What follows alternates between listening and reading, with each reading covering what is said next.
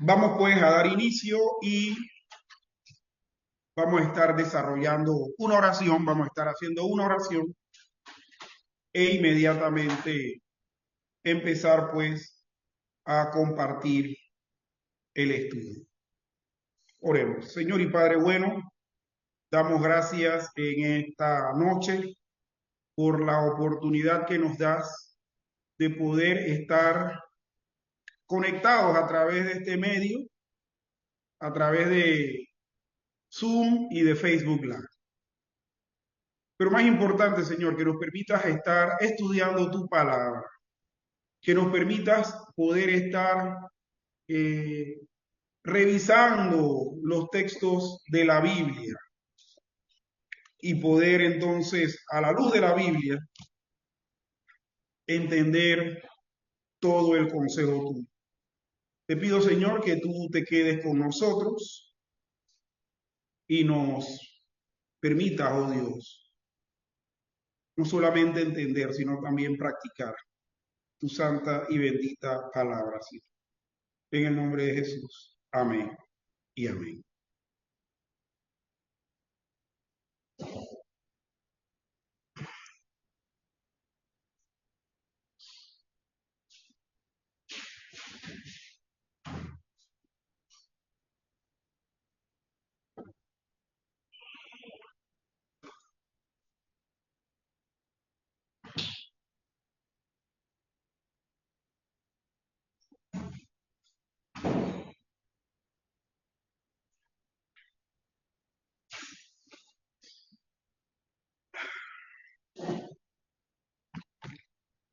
Bien, hermanos, retomamos el tiempo del estudio bíblico y para la noche de hoy estaremos desarrollando la siguiente pregunta.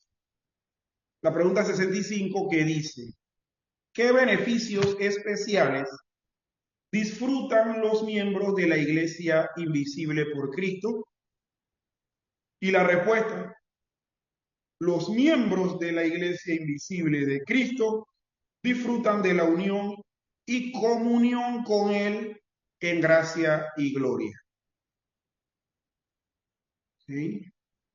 Vamos a estar colocando en pantalla el archivo del catecismo.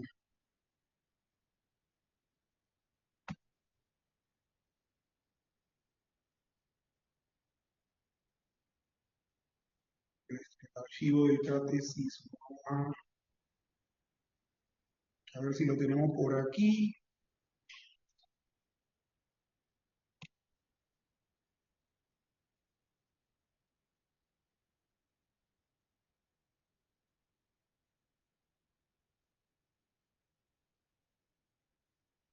Parece que no.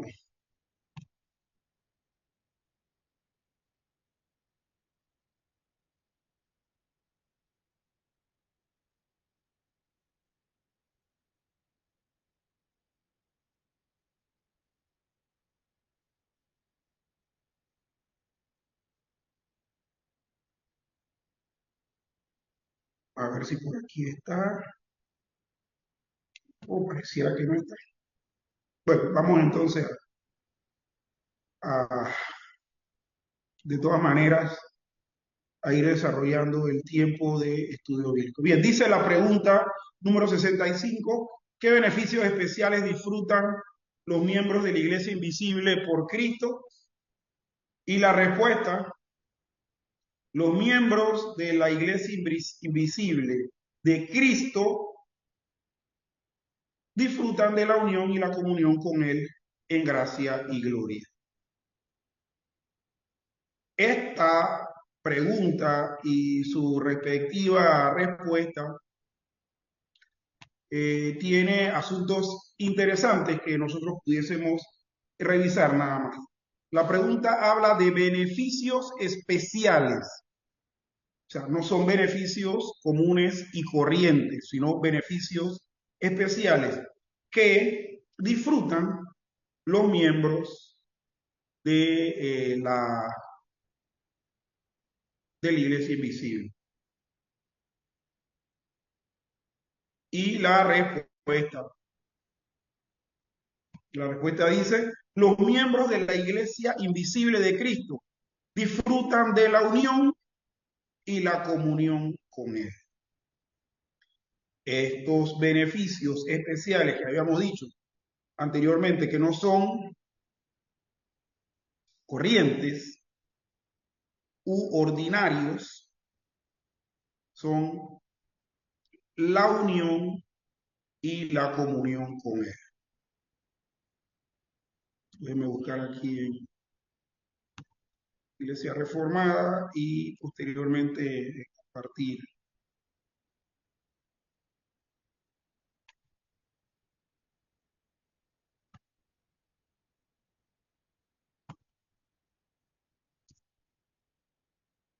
Sí.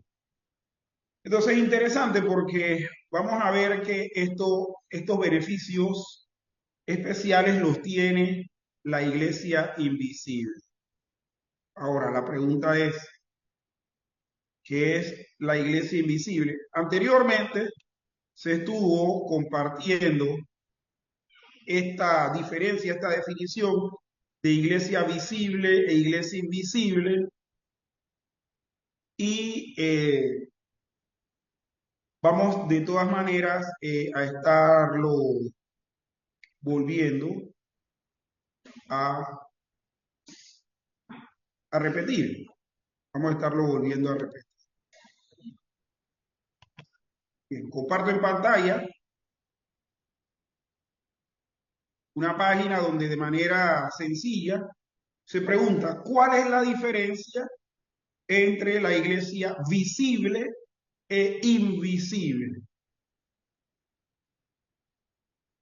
Y la respuesta que tiene aquí este artículo dice, la Biblia nunca usa el término iglesia visible o iglesia invisible. Sin embargo, la idea de la iglesia visible versus la iglesia invisible es un resultado natural de la comprensión bíblica de la doctrina de la salvación. La iglesia visible es una expresión del cristianismo que la gente puede ver, como la reunión y las prácticas de las personas en varios templos los domingos. La iglesia invisible es la verdadera iglesia, que solo Dios puede ver, creyentes nacidos de nuevo, pasados, presentes y futuros, ya que no todos los que asisten a la iglesia o practican actos religiosos se salvan. La iglesia visible incluye a los incrédulos. La iglesia invisible está compuesta por los redimidos y sellados por Dios. Entonces, cuando hablamos de por qué estos beneficios especiales los tiene la iglesia invisible, es porque la iglesia invisible es aquella compuesta por los verdaderos creyentes, pasados, presentes y futuros. Los verdaderos creyentes del pasado, los verdaderos creyentes del presente y los verdaderos creyentes que van a estar en un futuro. Y que estos van a congregarse de manera total, unidos todos en el cielo. Esta es pues la diferencia y la definición que hay entre lo que es iglesia visible e iglesia invisible. Bien, entonces, seguimos. En cierta manera, el concepto de la iglesia visible e invisible se correlaciona con el concepto de la iglesia local universal. La diferencia es que la iglesia local se refiere a una congregación que se reúne en un solo lugar. La iglesia visible abarca todas las iglesias locales en todas partes. La iglesia visible se identifica fácilmente por sus rasgos religiosos, templos, ministros, clérigos, calendarios, ordenanzas, ceremonias, denominaciones, etc. Cuando alguien dice voy a tal o cual iglesia, se está refiriendo a la iglesia visible. Cuando alguien va en un auto cerca de un lago y ve a algunas personas bautizadas, está mirando parte de la iglesia visible. Identificarse con la iglesia visible es aceptar la etiqueta de cristiano, pero sin una transformación espiritual que inicia el Espíritu Santo. De hecho, no es que no haya tenido el identificarse con una iglesia visible, una transformación espiritual, sino que no se puede determinar. Nosotros no podemos determinar. El único que determina eso es Dios. Pero que de seguro en una iglesia local hay tanto gente incrédula no nacida de nuevo como gente creyente que se ha nacido de nuevo. La iglesia invisible, compuesta por los redimidos, es espiritual y celestial y no es de este mundo. Como explicó Jesús, el reino de Dios no vendrá con advertencia, ni dirán, helo aquí o helo allí, porque he aquí el reino de Dios está entre vosotros. La iglesia invisible no necesita los adornos físicos que hacen visible a la iglesia visible. Si quitas la liturgia de la iglesia visible, la iglesia invisible permanecerá. La ceremonia religiosa no hace ninguna diferencia con la iglesia invisible. Porque en Cristo Jesús ni la circuncisión vale nada, ni la incircuncisión, sino una nueva creación. Si alguien quema el local de la iglesia, los creyentes siguen formando parte de la iglesia visible. Y los verdaderos creyentes entonces seguirían formando parte de la iglesia invisible. Bien, en Juan 4:20, la mujer samaritana junto al pozo le dijo a Jesús, vosotros decís que en Jerusalén es el lugar donde se debe adorar. En nuestros términos, la mujer samaritana estaba hablando de la iglesia visible. Jesús respondió definiendo la iglesia invisible. Jesús le dijo, mujer, créeme que la hora viene, cuando ni en este monte ni en Jerusalén adoraréis al Padre. Mas la hora viene y ahora es cuando los verdaderos adoradores adorarán al Padre en espíritu y en verdad. Porque también el Padre tales adoradores busca que le adoren. Dios es espíritu y los que le adoran en espíritu y en verdad es necesario que le adoren. Todos nosotros debemos hacer que Dios sea visible para el mundo en que vivimos, porque Dios es el que en nosotros produce así el querer como el hacer por su buena voluntad. Para ello debemos ser parte de la iglesia invisible. Nos dio vida juntamente con Cristo y asimismo nos hizo sentar en los lugares celestiales con Cristo Jesús. Leí íntegramente este artículo que es respuesta a la diferencia que hay entre la iglesia visible y la iglesia invisible. Y ahora entendemos por qué. La pregunta habla de beneficios especiales que disfrutan los miembros de la iglesia invisible y que estos son la unión y la comunión con Él en gracia y gloria. Antes de seguir desarrollando este tema, queremos solamente mencionar que esta pregunta número 65, al igual que la pregunta 61, 62, 63 y 64 del Catecismo Mayor y la pregunta 29 del Catecismo Menor, tienen armonía con la Confesión de Fe de Westminster en los temas que habla de la iglesia visible e invisible y también en los temas referentes a lo que tiene que ver con la comunión con Cristo. Aquí en el catecismo vamos a ver que en, vamos a buscarlo, está esto bastante, bastante desarrollado. De hecho, lo tengo aquí, vamos a ver, ¿sí?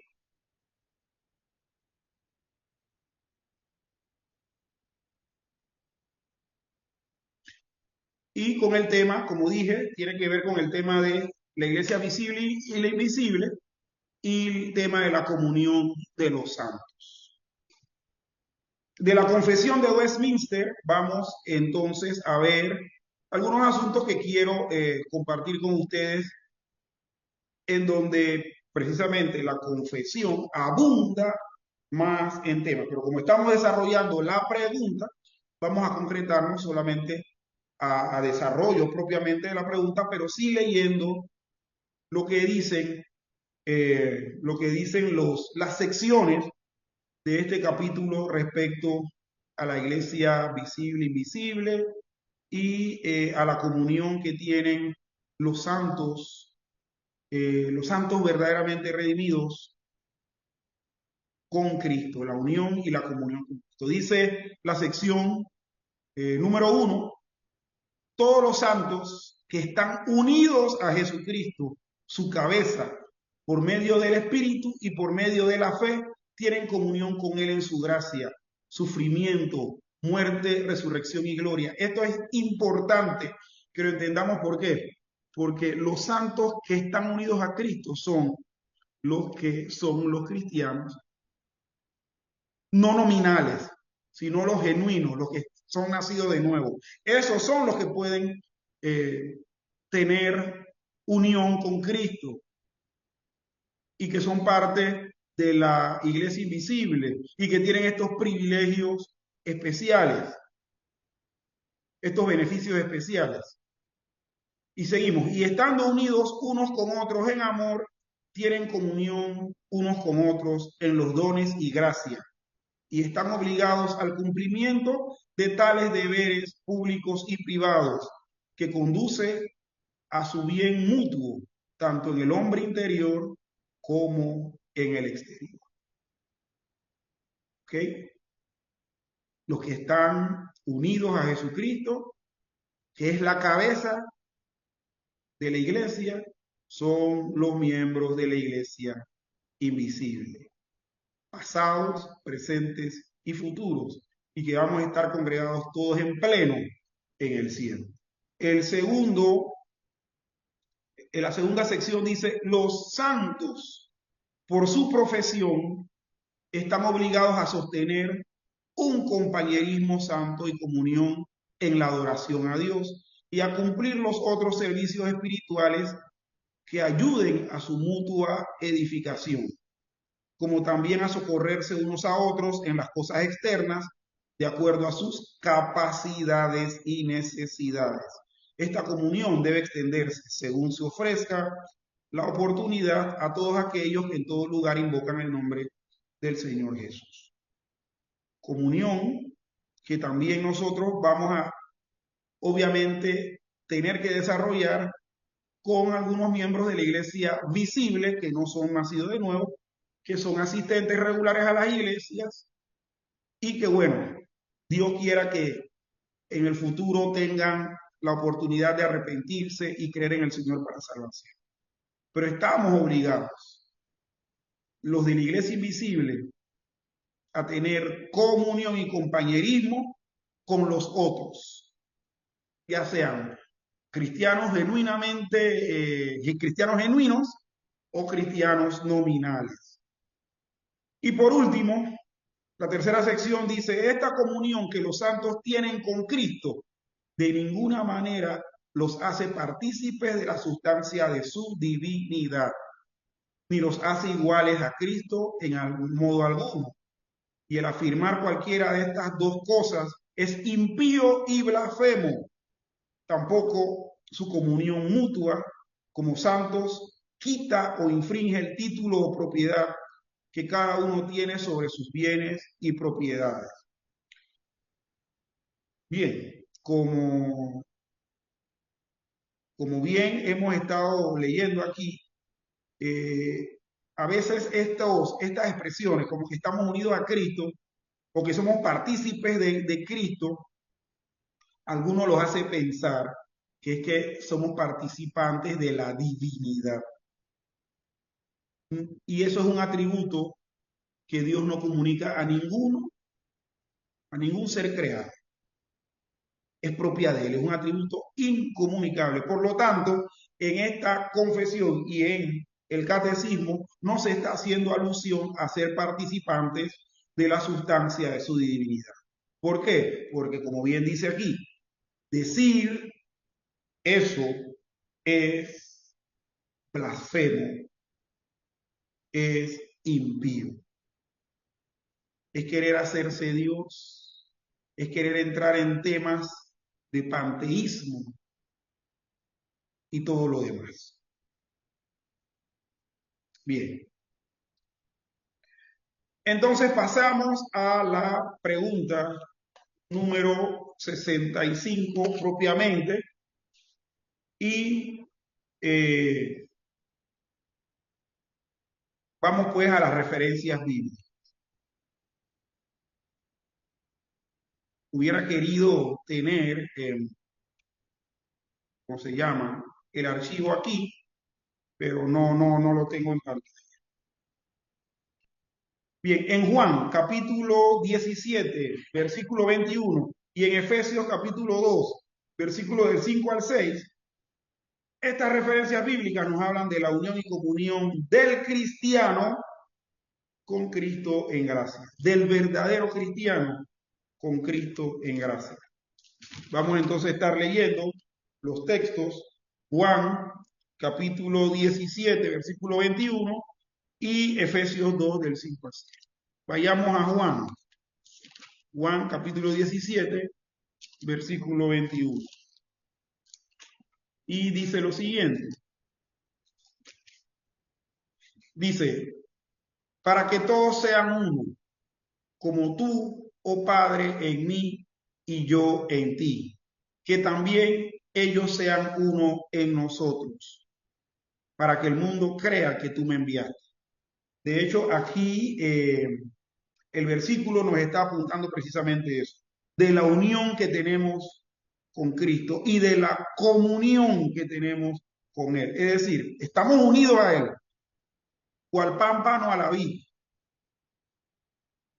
pero también tenemos comunión, compañerismo con Cristo. Y lo que Cristo en esta oración por sus discípulos, esta oración intercesora por sus discípulos, nos está diciendo precisamente que todos tengan compañerismo como el Padre y el Hijo tienen ese compañerismo.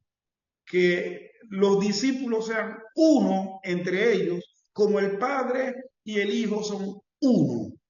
Y que esta unión a Cristo y este compañerismo le haga ver al mundo que Dios Padre envió al Hijo y crea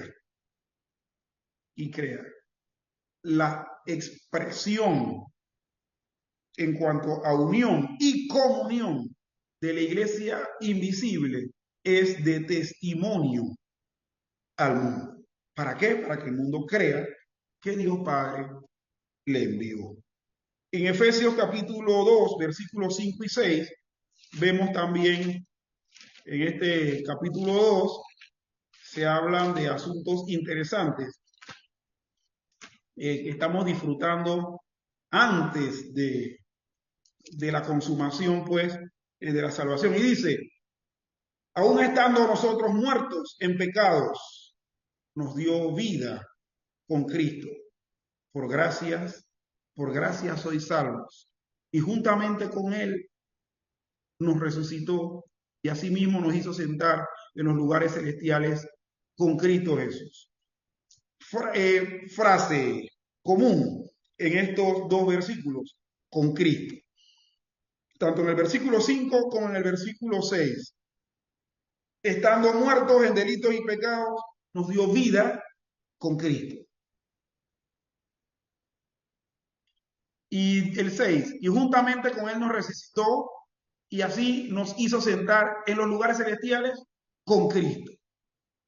Entonces, debemos estar y la iglesia invisible tiene ese beneficio especial de estar unido a Cristo, porque es de la única manera que los miembros de la iglesia invisible nacieron de nuevo, fueron regenerados.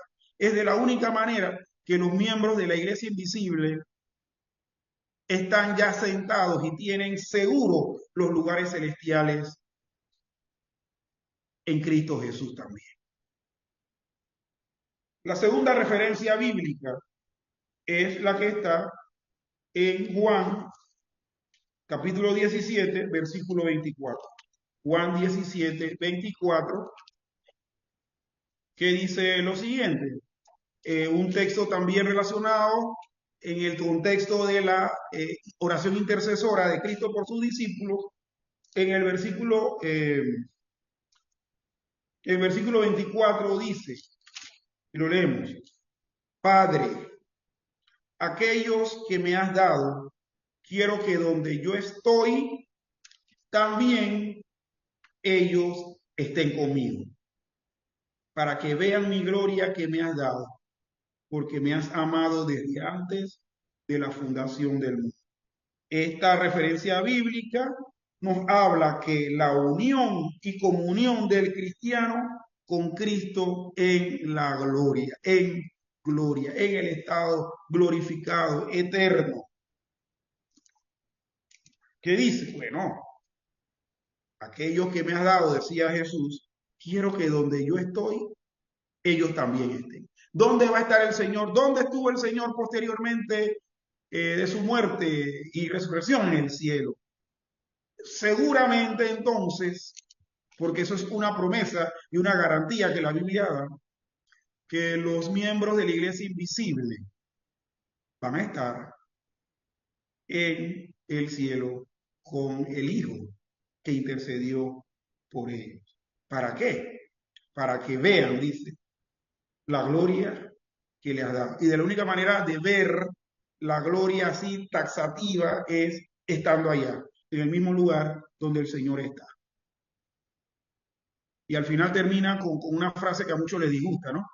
Porque me has amado desde antes de la fundación del mundo. Para los que profesan el arminianismo, esta frase debiese sacarse de la Biblia porque, según algunos, los de teología calvinista han abusado de ella. Sin embargo, miren lo que la Biblia dice. El Señor amó a su Hijo antes de la fundación del mundo, así mismo como amó a sus elegidos, que son partes de la iglesia invisible desde antes de la fundación del mundo. Queremos hacer una puntualización de una nota aclaratoria, es que esta pregunta 65 es de naturaleza introductoria o es un encabezamiento de todas las preguntas que siguen, desde la pregunta 66 hasta la 90. Y estas preguntas de la 66 a la 90 nos hablan precisamente de los beneficios de las obras del mediador. De los beneficios de las obras del mediador. Y todas estas preguntas desarrollan la doctrina que se resume en esta pregunta número 65, que es la iglesia invisible. Esta pregunta y respuesta es una introducción somera que es precisamente introducción a todo lo demás. Me tomo la libertad de leer la pregunta 66, por ejemplo. La pregunta 66, hablando de la iglesia invisible, dice, ¿qué es esa unión que los elegidos tienen con Cristo? Los elegidos siendo miembros de la iglesia invisible, que entonces vamos a hablar del desarrollo de esa unión de los elegidos con Cristo. La pregunta 67, perdón, dice, ¿qué es el llamado eficaz? El llamado eficaz que solamente responden a aquellos que son elegidos y que son parte de la iglesia invisible. Miren, no hay que darle mucha vuelta a esto. La Biblia es clara y el desarrollo teológico en cuanto a este tema es también claro y honesto con lo que dice el texto bíblico. Vayamos a las preguntas del comentario. Primera pregunta del comentario dice, que son solamente tres. ¿Por qué los beneficios mencionados en esta pregunta se llaman beneficios especiales?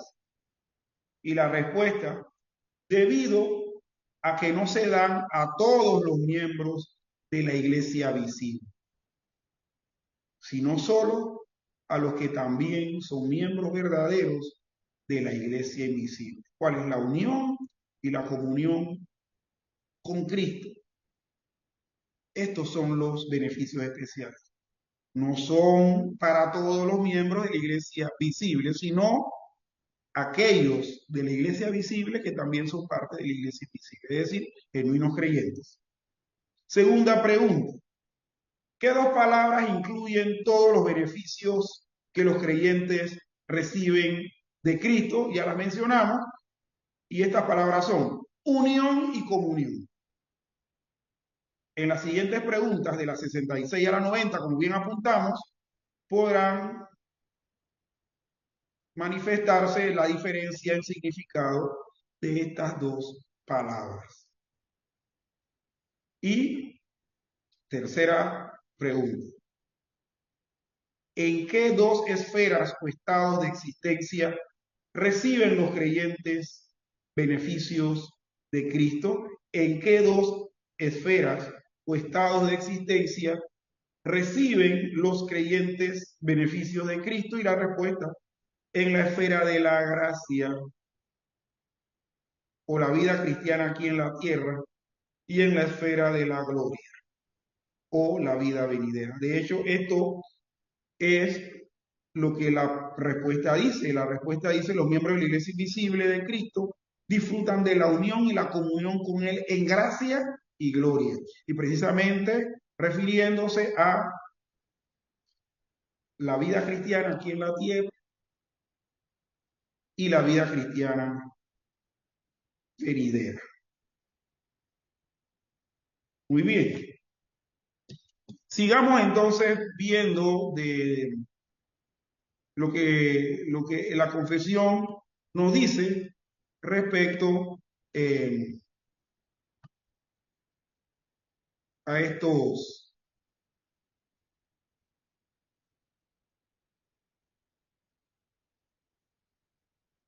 Bien, la confesión de Westminster, la confesión de fe de Westminster, nos dice que estas secciones, las que leímos al inicio, que fueron tres, nos enseñan lo siguiente.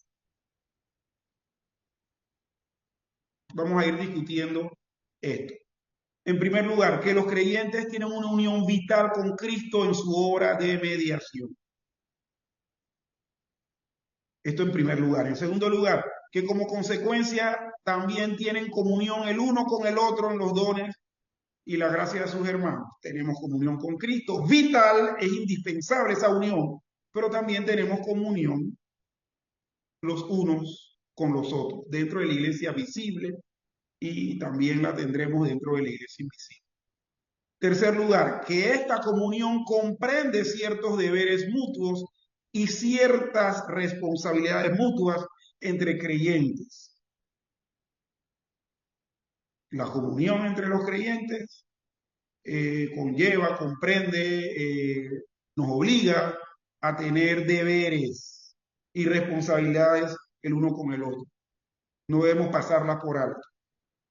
Y cuarto, que la unión y la comunión con Cristo de la cual disfrutan los creyentes no implica que se vuelvan divinos o iguales con Cristo, ni tampoco la comunión entre creyentes destruye el derecho de la propiedad privada.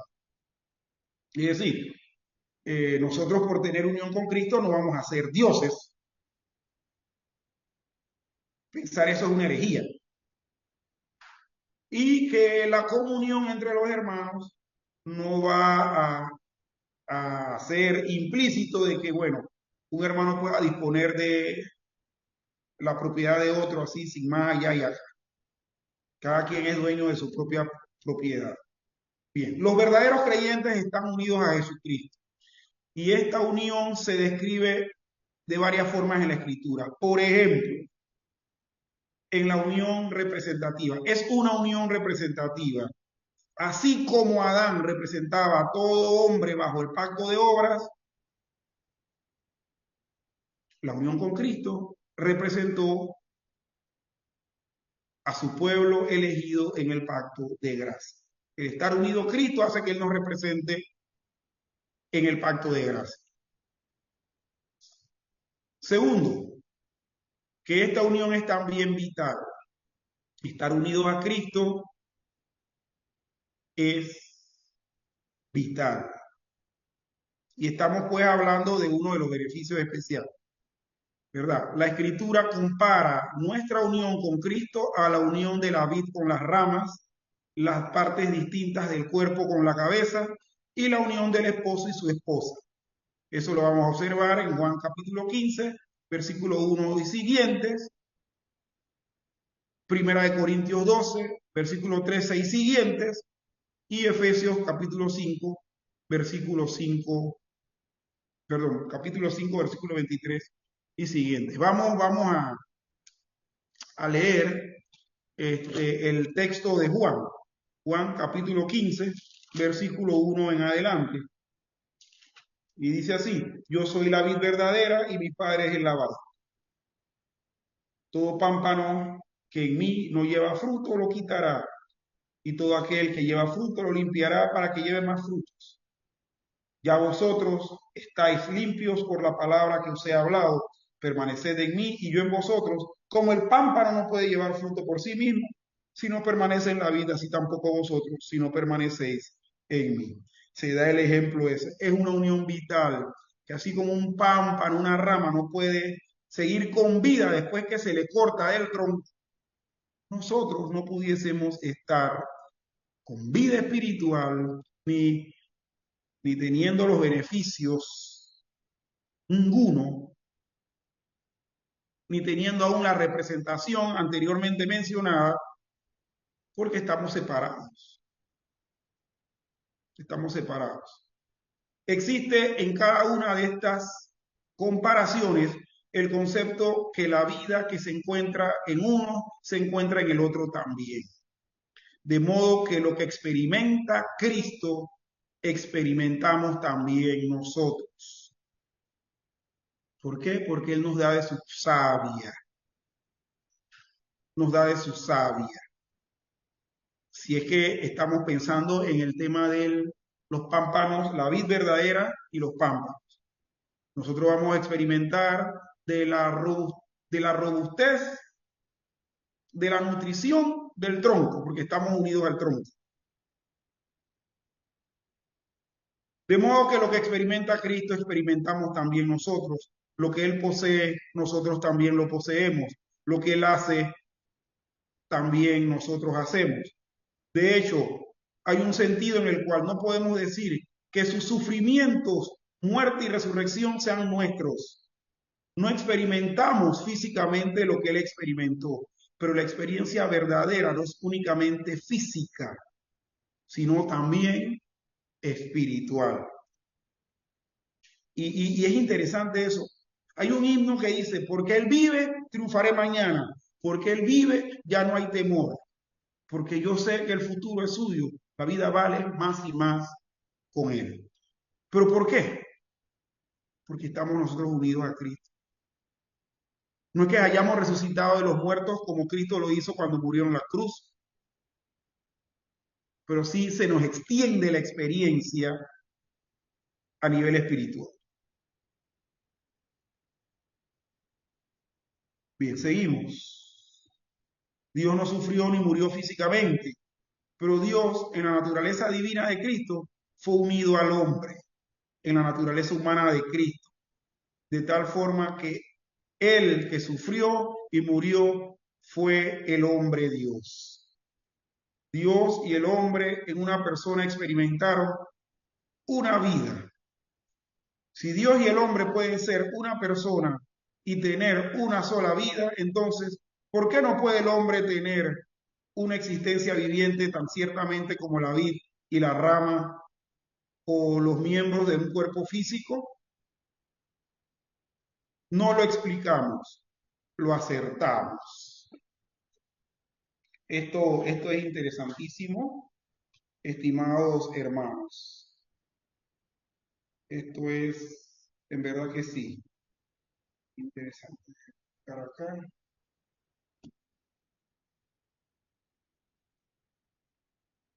Sí. Bien. Y sí, como habíamos dicho, eh, lo acertamos. Cristo y su pueblo creyente tienen una sola vida y comparten el sufrimiento, la muerte, la resurrección y la gloria. Pero esto también indica que esta unión es espiritual. Es el Espíritu Santo quien comparte una sola sustancia con Cristo en cuanto a su deidad, quien mora en él sin medida en cuanto a su humanidad,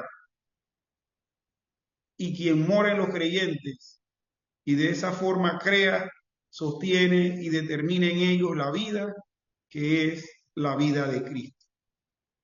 De hecho, la Escritura afirma no solo que los creyentes tienen esta vida por medio del Espíritu, en lo íntimo de su ser, sino que también de este modo, por fe, Cristo habita en sus corazones. Entonces, hemos compartido con ustedes de manera sí, superficial, como le dije, lo que la confesión en este caso refuerza del Catecismo Mayor de Westminster en su pregunta número 65, la cual vamos a volver a leer y terminamos pues este estudio en la noche de hoy. Sí. Pregunta número 65, que dice, ¿qué beneficios especiales disfrutan los miembros de la Iglesia Invisible por Cristo? Y la respuesta, los miembros de la Iglesia Invisible de Cristo disfrutan de la unión y la comunión con Él en gracia y gloria. Antes de culminar, quiero convidar a aquellos que están escuchando nuestra transmisión a través de Facebook Live, que viven aquí en la República de Panamá, que son residentes de la provincia de Panamá Oeste, que compartan con nosotros nuestras reuniones de adoración. Nosotros somos Iglesia Presbiteriana Reformada en Panamá. Estamos ubicados en calle 16, El Tecal, en la casa M348. Queremos compartir con ustedes, seguir compartiendo con ustedes la palabra del Señor. Si gusta, nos puede visitar a la dirección que ya les he compartido. Y lo que sí también queremos es exhortarle a que pueda crecer en la gracia y en el conocimiento de Cristo. También les invitamos a nuestras reuniones congregacionales de oración los días miércoles, aquí en el sitio donde estamos reunidos físicamente, que es el Tecal calle 16, casa M348, de 7 a 9 de la noche. Estamos todos unidos, orando, intercediendo y adorando al Señor a través de la lectura de su palabra y el cántico de alabanza. Y los estudios bíblicos en donde estamos usando el Catecismo Mayor de Westminster los días jueves, como hoy. Le invitamos también a conectarse a través del Zoom o a través del Facebook Live. Habiendo dicho esto, entonces, mis estimados hermanos, vamos a despedirnos con una palabra de oración, deseando que el Señor les siga bendiciendo, que descansen y que el día de mañana sea un día donde el Señor se manifieste en sus vidas de manera poderosa. Oremos. Señor y Padre bueno, gracias te damos en este momento por la oportunidad que